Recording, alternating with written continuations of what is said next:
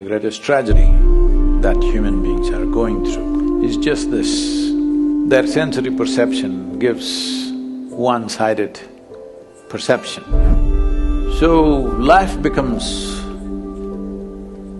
a heap of opposites or contradictions.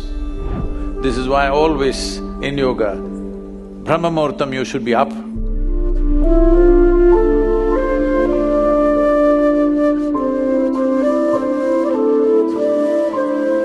Say the greatest predicament that a human being faces and the greatest tragedy that human beings are going through and the greatest struggle that all humans seem to be toiling with is just this. Their sensory perception gives one-sided perception. If you see this, you can't see this. If you see light, you can't see darkness. If you hear sound, you can't hear silence. So, life becomes a heap of opposites or contradictions. Trying to wade their way through these contradictions, how much suffering, unbelievable. How much confusion, how much struggle. If this nearly 8 billion people, if you document what kind of suffering they're going through in 1 year or in 1 day, just 1 day, it's enough for eternity. All this is simply because they have misunderstood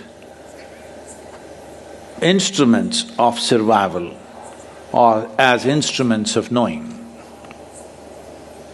You must know which is light and which is darkness if you want to walk through this.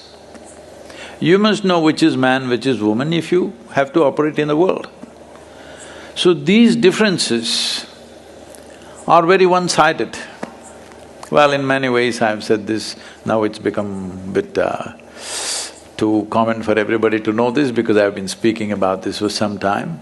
Well, you are sitting here as a man or a woman, but you came here because a man and woman came together, your mother and father exist within you.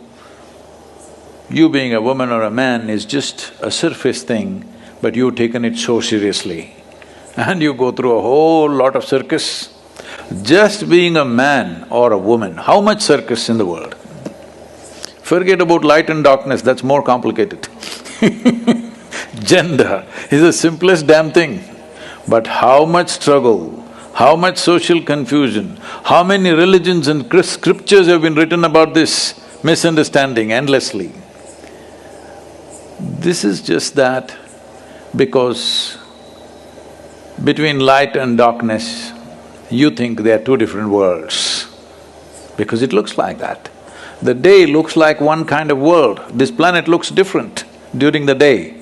During the night, it's a completely different world, but it is not, it's the same world. I think you get that point during twilight to some extent. This is why it's always important to wake up before the sun comes up, because you don't have to do anything. If you're just alert and looking, slowly the perception will go into you. This is why always in yoga, Brahma Muhurtam you should be up because twilight starts then. In twilight, if you're awake, you perceive that the differences that you have made out in your mind because of misperceptions of senses that you have settles within you. When that happens? When? When a man is woman, bird a flower, red is blue, life, death, twilight.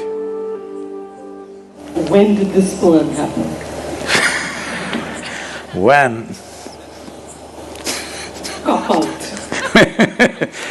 I think this was about 2019 when I was in United States, our III, the Asia Institute of Inner Sciences, is a spectacular place nature-wise. We are yet to build.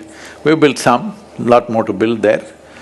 But in terms of nature, it's a truly spectacular place, and where I stay, you just cannot escape the sunset. The sun is at you because we are on top of a bluff and there is a valley. When the sun is setting, sun is in level with you. Like this usually happens only at the ocean.